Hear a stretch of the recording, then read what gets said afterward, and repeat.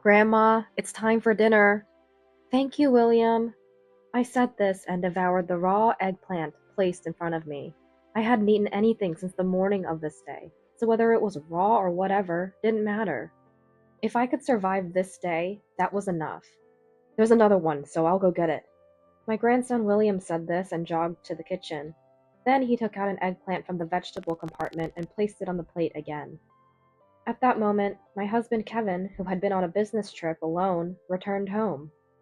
Ah, Grandpa's back! Welcome home! It's not night yet, is it?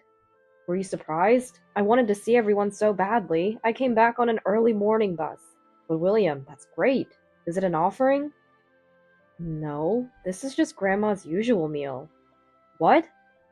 Following William, Kevin entered my room. Chloe, what are you eating? He froze instantly at the sight of me stuffing my face with raw eggplant. Then, in a panic, he rushed over and hugged me tightly. Kevin, is it really you? Of course, Chloe. How could you get so thin? While confused, Kevin gently stroked my back, which had become emaciated. Kevin, I... My lost emotions surged back, and tears flooded from my eyes like a deluge. I am a housewife nearing 60. This is a story from when I was 55. I have an older husband, Kevin, by 2 years, and a son, Stephen. We were a love marriage. Kevin's company was one of my former company's clients, and Kevin was the salesperson in charge. At that time, my job mainly involved menial tasks and serving coffee to visitors and male employees. So I knew Kevin by face and name, but we hardly ever spoke.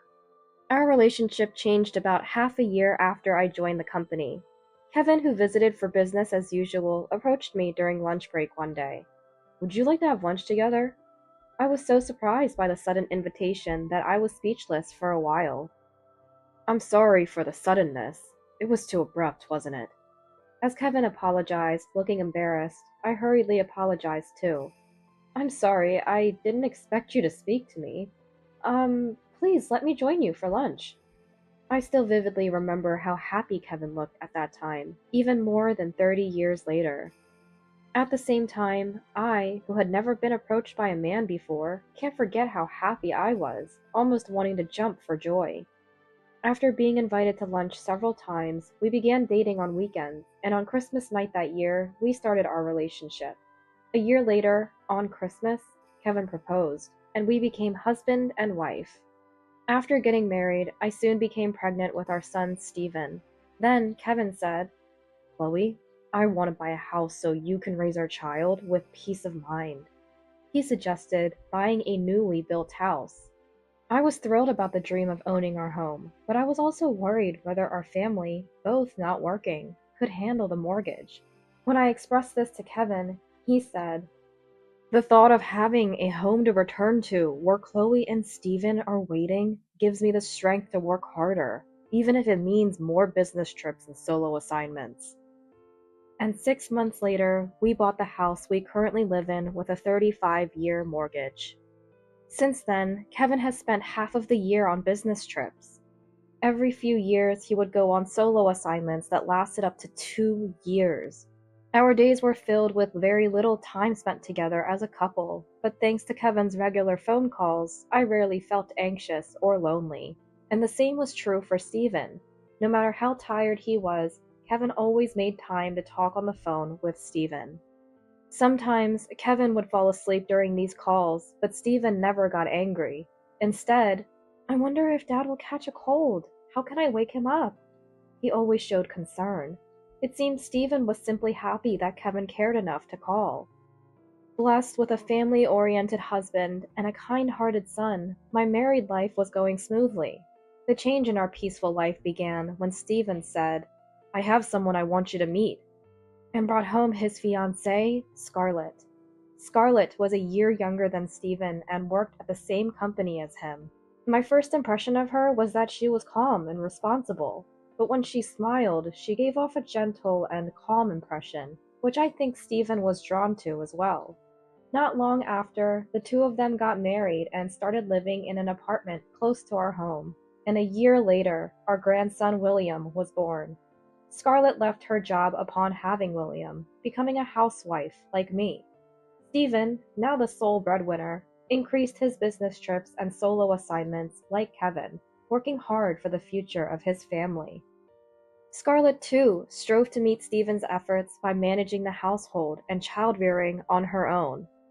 However, William was a baby who cried a lot at night, and Scarlett often talked about how childcare was a constant battle with sleepiness and fatigue, especially when Stephen was away on solo assignments.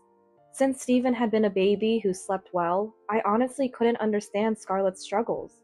So at that time, all I could do was to say, "It must be tough," thinking preschool would make things easier, without taking her struggles too seriously. But even after starting preschool, William was so frail that he would miss half a month due to colds.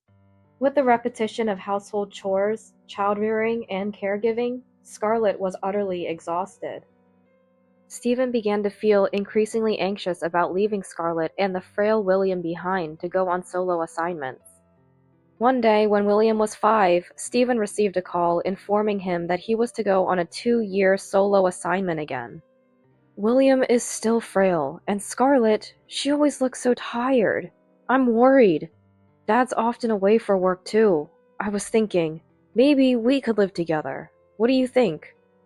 "I don't mind at all, but what about Scarlett? Wouldn't she be reluctant to live with me?" "Scarlett said she's fine with it, as long as you and Dad don't mind. Could you talk to Dad about it later?" That night, when I mentioned living together to Kevin, "That's a relief. To be honest, I've been a bit worried about leaving you alone. Remember when you were hospitalized before?" Indeed, about half a year earlier, I had been hospitalized due to food poisoning. I was admitted for a day due to dehydration for IV fluids, and since then, Kevin became quite worried. "Scarlett is capable, so I can leave her to manage things if anything happens." Thus, without any hesitation or discomfort, we decided to live together. A month after finalizing the living arrangement, my son's family canceled their apartment lease and moved into our house. "We're looking forward to living with you."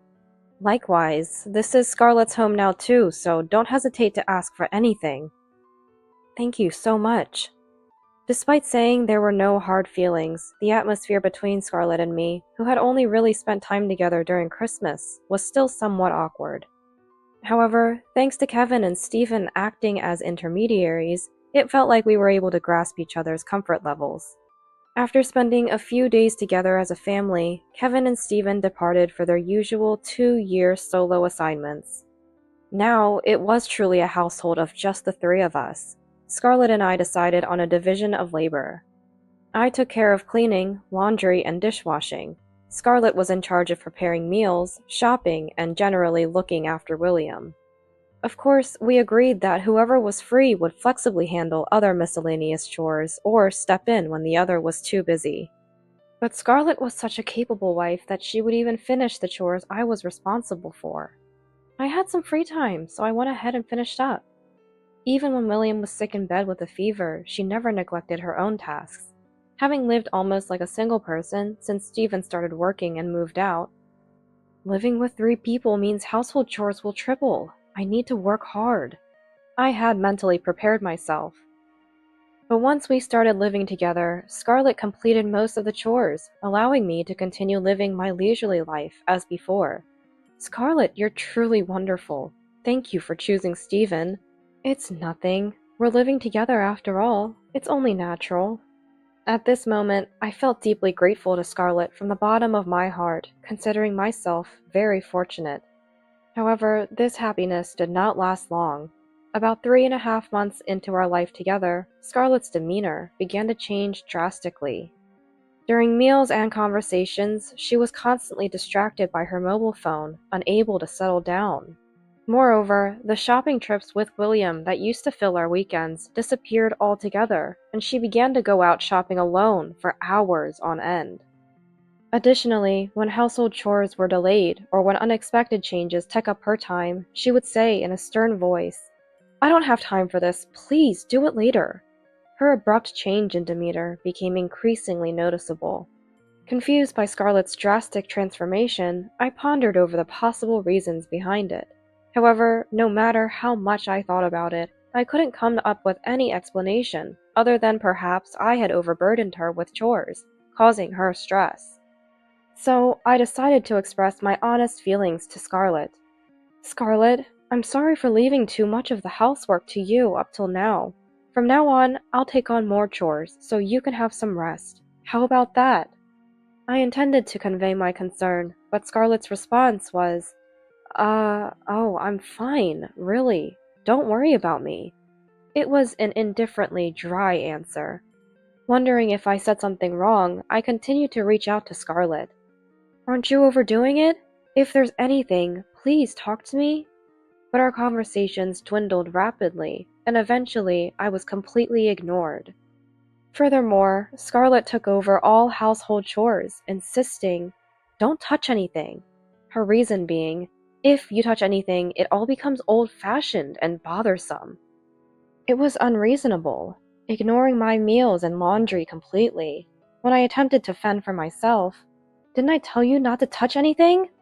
Scarlett snapped, barring me from using the kitchen.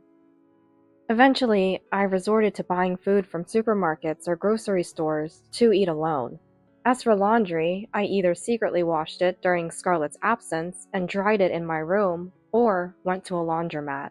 Even interacting or speaking with William required Scarlett's permission. The relationship hardly felt like family anymore. Gradually wearing down my spirit, a conversation seemed the only way to change the situation, but Scarlett either ignored me or responded with fury. Still, determined to address the issue, I confronted Scarlett with a firmer tone than usual. "Scarlett, we can't understand each other if we stay silent. Please, let's talk more." However, this action led to an unexpected turn of events. "Be quiet. If I'm telling you to shut up, then shut up," Scarlett said before striking my cheek with a forceful slap. Though I braced for verbal abuse or shouting, I never expected to be hit, and stood there, too shocked to react. Scarlett was visibly surprised by her own action, but as a result, I fell silent. This incident further deteriorated Scarlett's behavior towards me. What caused Scarlett to change so drastically? The reason was Scarlett's affair. Scarlett's lover was a married man from her college days. They reconnected about a year before we started living together at a club reunion. Bonding over their shared statuses as married individuals, they exchanged contact information under the guise of being confidants. Exhausted from caring for William and solo parenting, Scarlett quickly became engrossed in her exchanges with the lover, and their relationship soon turned romantic. While living in the apartment, Scarlett neglected household duties to go on dates with her lover, leaving the home in disarray, but she could easily excuse it by claiming, "William fell sick again, and I couldn't manage the housework." Stephen, frequently away on business or solo assignments, had no way of knowing the true state of the household and took Scarlett's words at face value. The affair took a turn shortly after we began living together. Initially, if I play a part of the good wife while living together, I can continue the affair as before, Scarlett thought. Thus, she actively took on my share of the chores, trying to maintain the facade of a dutiful wife. However, suddenly taking on all the chores she had been neglecting for the affair proved to be too much. Scarlett found herself increasingly overwhelmed by household responsibilities, making it difficult to find time for her lover. As a result, the lover's attitude cooled, and he began refusing her invitations for dates, and she was taking out her frustration and irritation on me because of it. Unaware of what was happening, I reflected on my own actions and continued searching for ways to reach out to Scarlett, inadvertently continuing to offer misguided words of concern. To Scarlett, struggling with her affair, my actions were nothing but unnecessary interference. No doubt, "Leave me alone," Scarlett was thinking, desiring to be left alone by Scarlett and wanting to engage with her myself. Our mismatching desires likely fueled her irritation further. Ultimately, I pushed myself into a corner where I ended up being slapped. Following this incident, Scarlett began to harass me under the guise of discipline. "You're the reason it's so hard to throw out the frozen food trash. So as punishment, I'm banning you from shopping and going out. Scarlett said this and hid my wallet and shoes somewhere. Then, as a substitute for meals, she started giving me leftover raw vegetables from the vegetable drawer and William's leftovers. She even banned me from taking baths. But because of that, my body odor became severe. Then, Scarlett, wearing a mask and gloves exaggeratedly, would suddenly enter my room and say, "It stinks," before pushing me into the bathroom, instructing me to wash myself in a bathtub filled with water. Without any hot water because the gas was turned off. She handed me a dirty towel, akin to a rag, and sent me back to my room with my hair still wet. Fortunately, it wasn't winter, so I didn't catch a cold, but my body was completely chilled. This cold bathing became a daily routine until Scarlett was satisfied. I've reached my limit. If this continues, I'll collapse. One day, feeling my life was in danger, I tried to contact Kevin and Stephen behind Scarlett's back.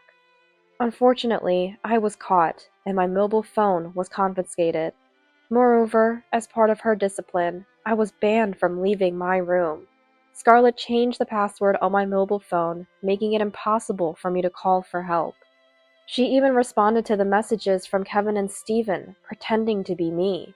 However, she couldn't impersonate me during phone calls.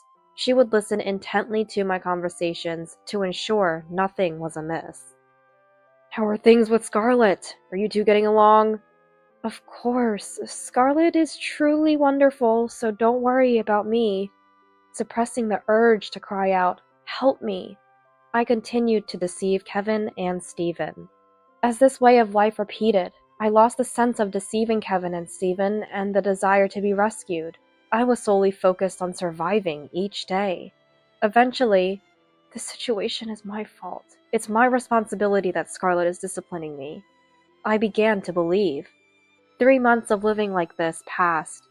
Even when told Kevin and Stephen were returning, I felt nothing. So, they're coming back. Just don't do or say anything unnecessary. Show your face and then stay in your room. Yes, understood. It's really troublesome. I'll go shopping for dinner now. Scarlett left to shop for dinner before Kevin and Stephen's evening return. I stayed in my room as instructed. I'm hungry. Looking at the clock, it was nearly 12 p.m. Having not received breakfast as usual, I waited for William to bring me food. "Grandma, it's time for dinner." "Thank you, William." I said this and devoured the raw eggplant placed before me. All I could taste was bitterness and astringency. Still, it was much better than nothing. "There's another one, so I'll go get it." William said this and jogged to the kitchen. Then he took out another eggplant from the vegetable drawer and placed it on the plate again. Just then, Kevin returned. Grandpa's back! Welcome home! It's not night yet, is it?" "Were you surprised? I wanted to see everyone so badly. I came back on an early morning bus." "But William, that's great. Is it an offering?" "An offering? No, this is just Grandma's usual meal." "What? What are you talking about?" Kevin followed William to my room and hesitantly opened the door. "Chloe? What are you eating?" The sight of me gobbling down raw eggplant froze Kevin's expression instantly. He rushed over to me in a panic and hugged me tightly. "Kevin? Is it really you?" "Of course, Chloe! How did you get so thin?" While confused, Kevin gently stroked my emaciated back. "Kevin, I... My lost emotions surged back, and tears flooded from my eyes like a deluge. Through my sobs, I told Kevin about Scarlett's discipline. Shocked by the inhumanity of it, Kevin was speechless. After hearing me out, "There's no way that's acceptable." He was furious with Scarlett and vowed to take action. Then, turning to William nearby, "Listen, William, Grandpa is going to surprise Mom, so don't tell her I'm back, okay? Can you keep that secret?" he said. "A surprise? Okay, I won't tell Mom," William said before returning to the living room to continue watching TV.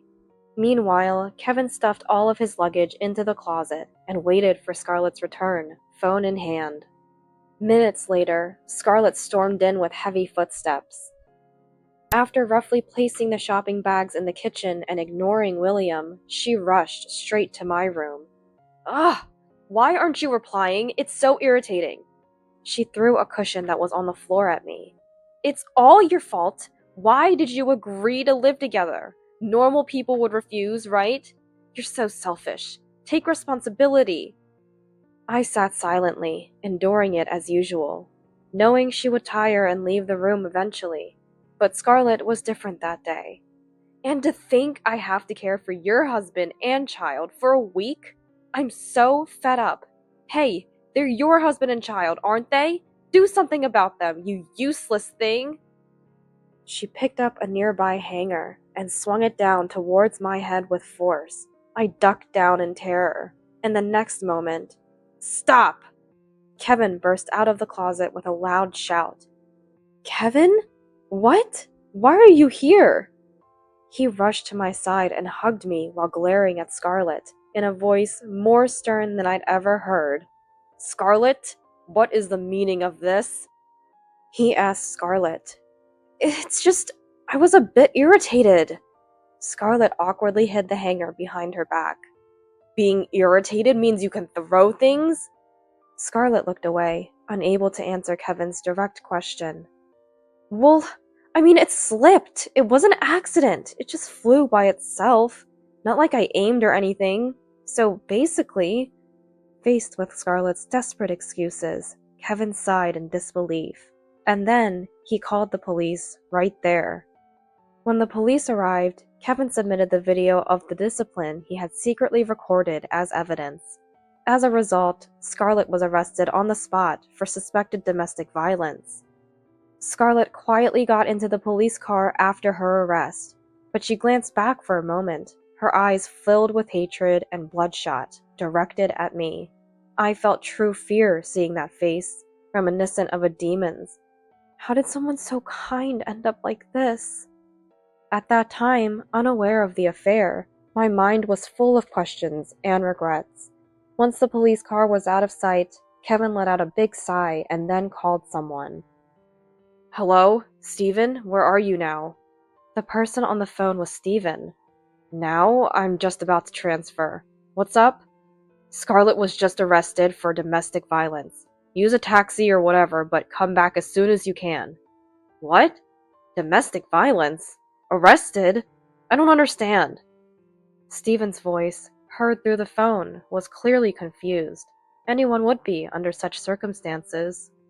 To Steven, Kevin said, I'll explain everything once you're back. Just hurry home. Minutes later, Steven returned home, looking frantic. Scarlett? Hey, Scarlett? Mom? Where's Scarlett? Seemingly panicking, Steven called out for Scarlett while searching the house. Kevin, remaining calm, said to Steven, Scarlett isn't here. Steven, we need to have a family meeting, so please sit down. He guided Steven to a chair in the living room.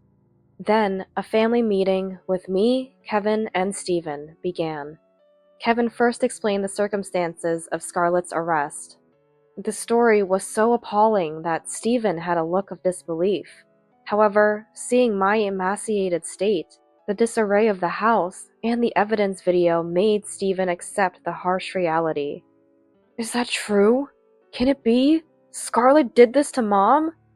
Staring at the mobile phone screen, Steven was shocked and frozen. Kevin gently offered him a cup of coffee. How many minutes of silence passed? Steven, looking at me, downed his now cold coffee in one gulp. Then, Mom, I'm sorry, I didn't notice you were suffering like this. He apologized to me. It's not your fault, Steven. Please, lift your head. No, it is my fault. If only I had been more attentive about living together and Scarlett.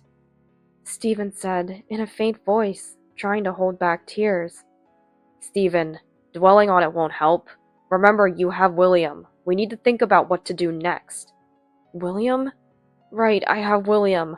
I need to be strong for William's sake. Afterward, Steven decided to divorce Scarlett, and he chose to sue Scarlett for domestic violence against me. However, Thinking Kevin's evidence video and my testimony might not be enough, Stephen and Kevin decided to check Scarlett's mobile phone. They discovered messages between her and an unknown man.